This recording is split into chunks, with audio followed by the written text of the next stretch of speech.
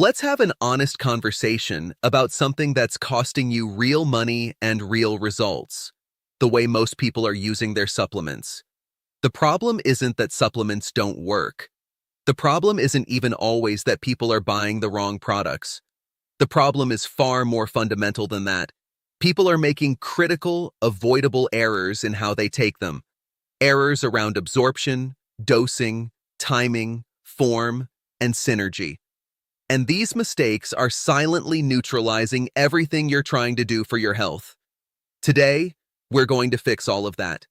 Mistake number 1, trusting the RDA as your target dose. Here's where we need to start, because everything else builds on this. When you flip over any supplement bottle and read the label, every single dosage recommendation you see is built around something called the RDA, the Recommended Dietary Allowance. Sounds official, right? Sounds like science. And it is science, but it's science aimed at a very different goal than what you're probably trying to achieve. The RDA was never designed to tell you the optimal amount of a nutrient for vibrant health, robust immunity, mental clarity, or disease prevention. It was designed as the bare minimum threshold to prevent catastrophic deficiency diseases in the general population. That's it. It's a survival floor, not a wellness ceiling. And when you understand that distinction, everything changes. So if you're walking around with a genuine deficiency, something that's affecting your energy, your mood, your immune response, your hormones, and you're dutifully taking the RDA amount every day, you are almost certainly not going to move the needle. The dose is simply too small to correct anything. It might be just enough to keep you out of the textbook danger zone, but nowhere near enough to actually restore function. Let me walk you through some of the most commonly taken nutrients so you can see exactly how dramatic this gap really is. Vitamin D3. The RDA sits somewhere between 600 and 800 IU daily. That number hasn't been meaningfully updated in decades, and it was originally set to prevent rickets, a bone-softening disease in children caused by severe calcium dysregulation. It was never calibrated for what your immune system needs. It was never calibrated for brain function, muscle performance, hormone production, or mood regulation. When you understand that vitamin D behaves more like a steroid hormone than a traditional vitamin, and that virtually every cell in your body has receptor sites for it, 600 IU sounds almost laughably inadequate. Most researchers and clinicians working in this space agree that the average adult needs a minimum of 10,000 IU of vitamin D3 daily just to maintain healthy blood levels.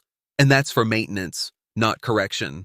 If you're dealing with an autoimmune condition, chronic systemic inflammation, or a severe deficiency, therapeutic protocols often go as high as 50,000 to even 100,000 IU under appropriate supervision. And here's the sanity check people always need to hear. When you spend 30 minutes in summer sunlight with meaningful skin exposure, your body synthesizes roughly 10,000 IU on its own. Nature built us to run on those levels.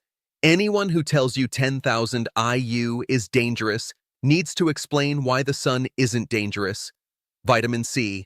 The RDA is 90 milligrams, enough to prevent scurvy, the classic sailor's disease of severe vitamin C depletion. But physicians who use vitamin C therapeutically, and there are many credible ones who do, work with doses ranging from 1,000 milligrams all the way up to 10,000 milligrams daily to support immune function, collagen synthesis, antioxidant defense, and more. The difference between 90 milligrams and 5,000 milligrams isn't just quantity. It's a completely different physiological conversation happening in your body. Vitamin B1, thiamine. The RDA is 1.2 milligrams. Take a breath before you react to what I'm about to say. To create a genuine therapeutic effect, many people need between 50 and 600 milligrams daily. Yes, that range is real. B1 is absolutely foundational to mitochondrial function. It's one of the key cofactors your cells need to actually convert food into usable energy. And here's the cruel irony. The more refined carbohydrates, sugar, and processed starch you consume, the more B1 your body burns through. So the people most likely to be deficient in B1 are the people eating the standard Western diet, the same people those fortified cereals and enriched breads are supposedly helping. When manufacturers spray a couple of micrograms of synthetic B vitamins onto stripped grain products, they're not compensating for what they removed. They're creating an illusion of nutritional value. If you're going to supplement with B1, go with a natural form rather than synthetic thiamine hydrochloride. B1 is remarkable for supporting the nervous system, and it's genuinely one of the most underrated nutrients for managing anxiety and nervous tension. People who struggle with that wired, edgy, can't calm down feeling often respond dramatically well to therapeutic doses of B1. Iodine. RDA, 150 micrograms. In Japan, average dietary iodine intake is dramatically higher than that, largely due to regular consumption of seaweed and seafood. And Japanese populations have some of the lowest rates of certain hormone-dependent conditions in the world. Therapeutically, iodine doses of 500 to 3,000 micrograms are used to address specific health concerns. Iodine plays a key role in estrogen metabolism and is particularly well documented for its effects on fibrocystic breast tissue, a condition driven heavily by estrogen excess. Clinical reports show that adequate iodine supplementation can cause these cysts to resolve in a matter of weeks. Magnesium. This one deserves serious attention because the vast majority of people are walking around deficient and don't know it. Magnesium is involved in over 300 enzymatic processes in the human body. It's not some minor trace mineral, it's foundational infrastructure. The RDA falls between 310 and 420 milligrams depending on sex. But here's a critical detail. Those figures were established using reference body weights of 130 pounds for women and 160 pounds for men. If you weigh more than that, and most adults do, your actual requirement scales upward proportionally. At 195 pounds, for example, a properly scaled RDA would be closer to 600 milligrams. And to produce a meaningful therapeutic effect, you're likely looking at 800 to 1,600 milligrams daily, depending on the form you're using. We'll come back to form shortly because it matters enormously with magnesium. Zinc. RDA, 8 to 11 milligrams. Therapeutic range, 25 to 50 milligrams. Zinc is involved in testosterone synthesis, immune defense, wound healing, and, this surprises people, your ability to properly taste and smell food. Zinc deficiency is far more common than most people realize, and at RDA doses, you're unlikely to move a depleted zinc status into genuinely functional territory. Vitamin K2. There's no official RDA for K2 because it's a relatively recently characterized vitamin, but that doesn't mean it's unimportant. Quite the opposite. K2 is the nutrient responsible for directing calcium into your bones and teeth, while actively keeping it out of your arteries and soft tissues. Without adequate K2, the calcium you consume, and the calcium mobilized by vitamin D, can deposit in places you absolutely don't want it. The MK7 form of K2 is the most bioavailable and longest acting. For general maintenance, 200 to 400 micrograms daily is appropriate. For therapeutic applications like reversing arterial calcification or addressing osteoporosis, clinical research, including a notable Japanese study on women with osteoporosis, has explored doses as high as 45 milligrams. Vitamin B12. The RDA is 2.4 micrograms. For actual therapeutic effect, particularly in correcting established deficiency, neurological support, or energy metabolism, the functional range is more like 1,000 to 2,000 micrograms daily. We'll talk about form shortly. The form of B12 you take is just as important as the amount. Omega-3 fatty acids. The RDA sits at 1.1 to 1.6 grams. But here's the context you need. The modern diet is absolutely loaded with omega-6 fatty acids from seed oils, vegetable oil, canola oil, soybean oil, which are pro-inflammatory at the levels most people consume them. To meaningfully counterbalance that omega-6 load and shift your body toward an anti-inflammatory state, you need to be taking omega-3s at 3 to 5 grams daily. For conditions like rheumatoid arthritis, autoimmune disease, or cardiovascular inflammation, that's not optional. It's the therapeutic minimum. Taking 1.5 grams and expecting results is like trying to bail out a flooding boat with a teaspoon. Selenium, RDA, 55 micrograms. Therapeutic range, 200 to 400 micrograms.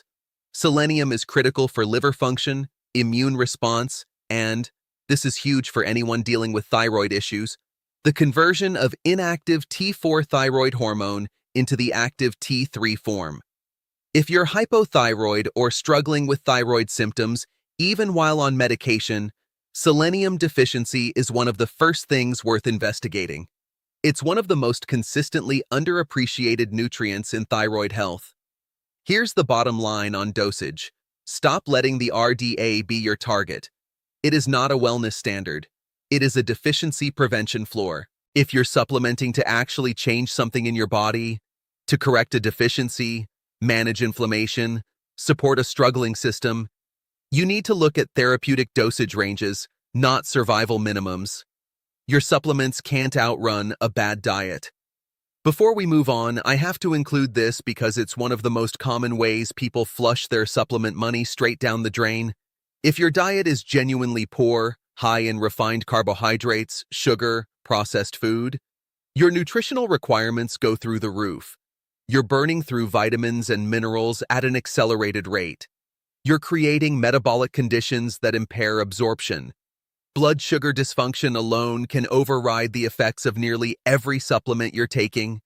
People will arrive exhausted, unable to sleep, struggling with their mood, and they'll take a handful of supplements expecting transformation. But they haven't touched the actual problem, which is what they're eating every day.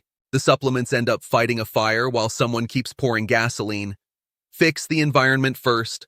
The fish cannot thrive in a toxic tank, no matter how good the fish food is.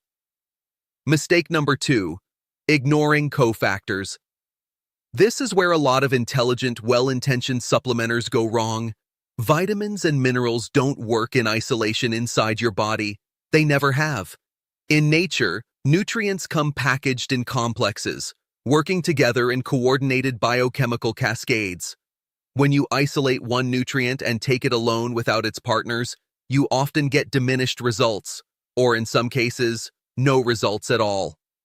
Let's start with vitamin D3, since we already know how important it is. You cannot simply take D3 and call it done. Vitamin D3 elevates calcium levels in the bloodstream. Vitamin K2 is what takes that calcium and routes it appropriately into bones and teeth, away from arteries and organs. Without K2, supplementing D3 aggressively can actually accelerate soft tissue calcification. Magnesium is another essential partner. D3 cannot be properly activated or utilized without adequate magnesium. Additionally, zinc, B6, boron, and vitamin A all play supporting roles in the D3 pathway. You need the team, not just the star player. For zinc to function optimally, you need copper. These two minerals work in a carefully balanced relationship, and supplementing high-dose zinc without attention to copper can deplete copper over time. B12 and folate are deeply interconnected. A folate deficiency can produce symptoms that are clinically indistinguishable from B12 deficiency, and vice versa. B1 requires magnesium to function properly, and yes, even vitamin K2 won't perform as it should without sufficient magnesium.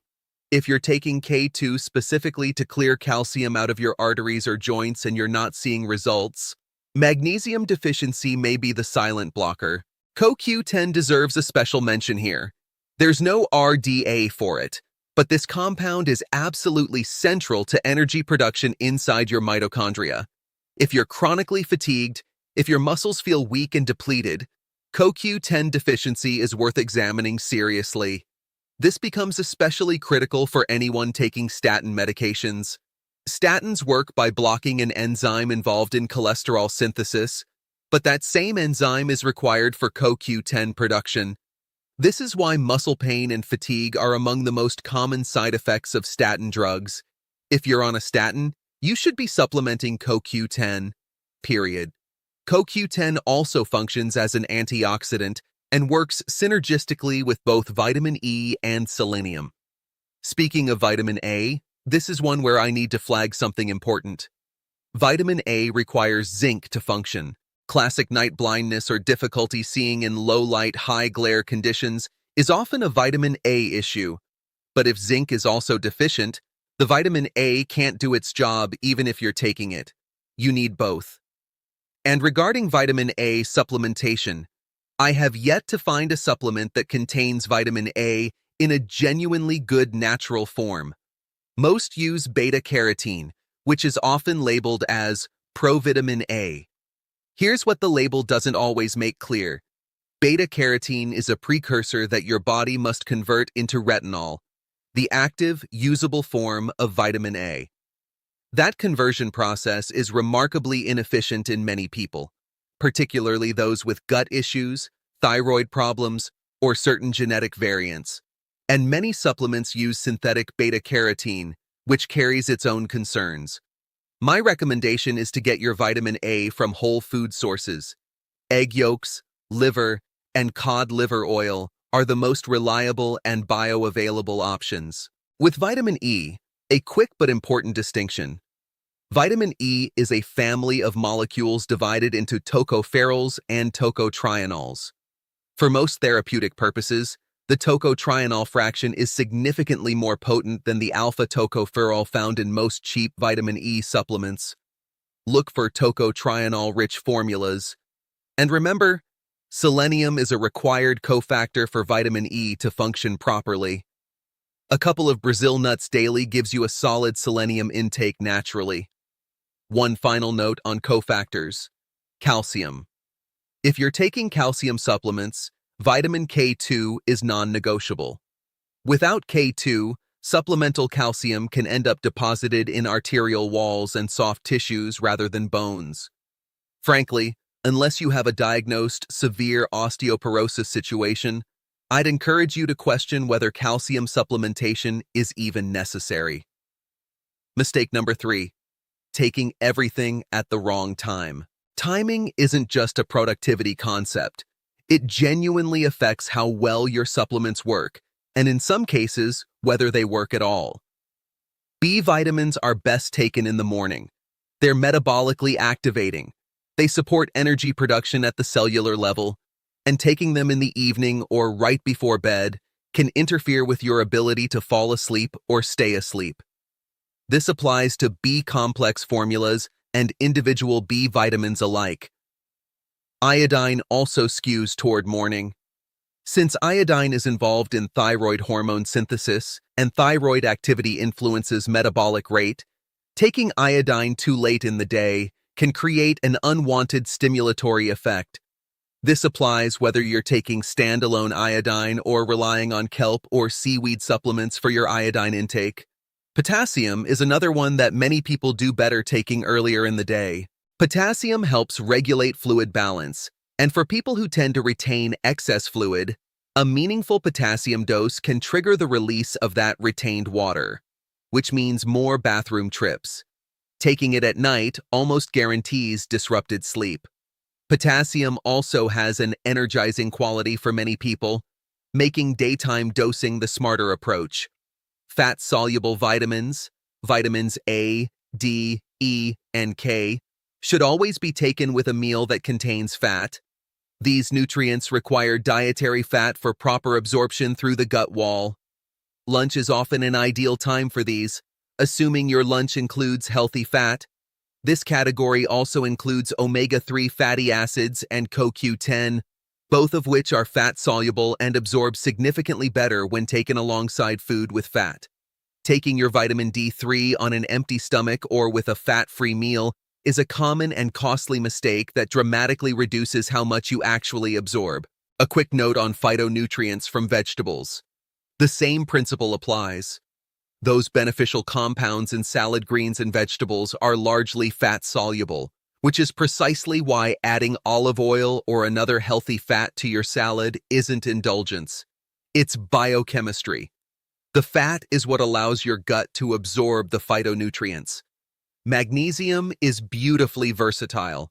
You can take it throughout the day without concern. That said, taking a portion of your magnesium dose at night has a distinct advantage. Magnesium activates GABA receptors in the brain, promoting a calming, wind-down effect that supports deeper, more restorative sleep. It also helps suppress elevated cortisol levels, which is a particular problem for many people in the evening. Magnesium glycinate is my preferred form for nighttime use. It's highly absorbable and doesn't have the laxative effect that some other forms produce at higher doses. Mistake number 4. Choosing synthetic forms. When natural options exist, this is where the supplement industry's economics most directly conflict with your health outcomes. The vast majority of supplement ingredients, including a staggering 80% of raw materials used in the US and European markets, are manufactured by chemical companies, predominantly in China. We're talking about some of the largest industrial chemical producers on the planet, formulating the vitamins that end up in the bottles that millions of people take every day, believing they're doing something good for their bodies. There are important differences between synthetic vitamins and their natural, whole food matrix counterparts. Your body recognizes and processes food form nutrients differently than isolated synthetics. That said, not all synthetics are equally problematic. Nuance matters here. Benfotiamine is a fat-soluble synthetic form of B1. Unlike standard thiamine, it penetrates cell membranes far more efficiently and is particularly effective for peripheral neuropathy, the burning, tingling, or numbness that affects the feet. TUDCA, tauroursodeoxycholic acid, is a synthetic bile salt that mimics bear bile, developed as an ethical alternative to the traditional practice of extracting it from live animals. It works exceptionally well for thinning bile and improving flow through the bile ducts, a real issue for people with bile sludge, which often shows up as referred pain in the right shoulder. It's one of the most underutilized liver support compounds in existence. A critical warning about fillers.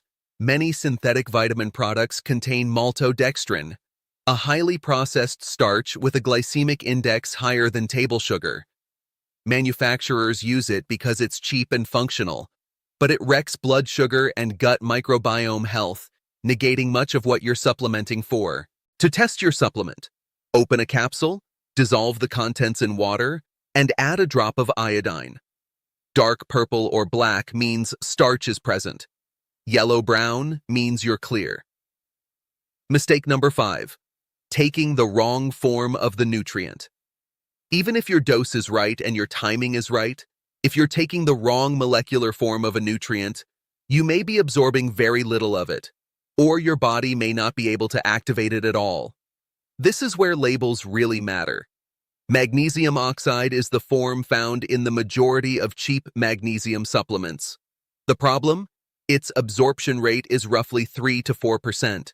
If you're taking 400 milligrams of magnesium oxide, you're absorbing perhaps 15 milligrams. The rest draws water into your colon and produces a laxative effect. Magnesium glycinate, magnesium bound to the amino acid glycine, absorbs dramatically better, is gentle on digestion, and the glycine itself provides additional benefits for sleep and nervous system calming. Calcium carbonate is limestone, actual ground limestone. It's cheap, which is why it's in nearly every budget multivitamin and calcium supplement on the market.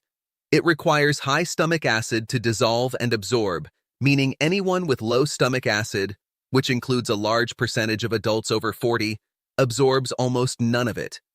If you genuinely need to supplement calcium, look for calcium citrate, calcium lactate, or ideally, a whole bone matrix supplement that includes the naturally occurring cofactors.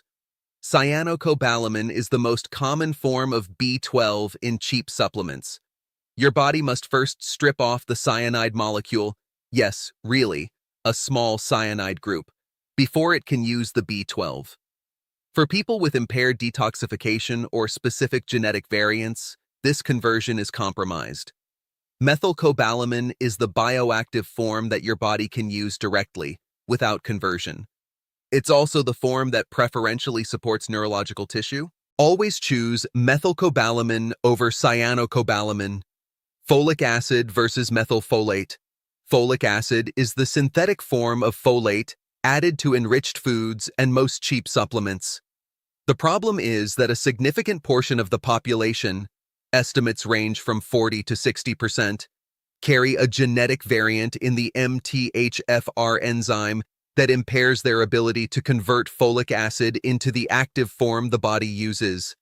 Taking folic acid when you have this variant doesn't just fail to help, it can actually cause problems by competing with real folate for cellular uptake.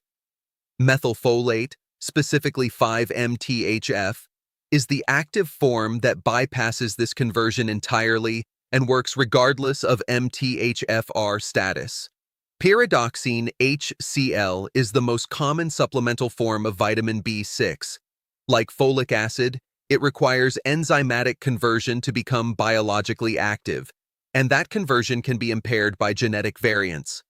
Pyridoxal 5-phosphate, P5P, is the already activated form that your body can use immediately. If you're supplementing B6 for any purpose, whether for hormone support, mood, or PMS, always choose P5P. When you get all 5 of these variables right simultaneously, the experience of supplementing changes completely. Things that never seem to work suddenly do. Energy stabilizes, sleep improves, chronic symptoms soften. That's not coincidence. That's biochemistry working the way it was designed to. You now know what most supplement users don't. Apply it.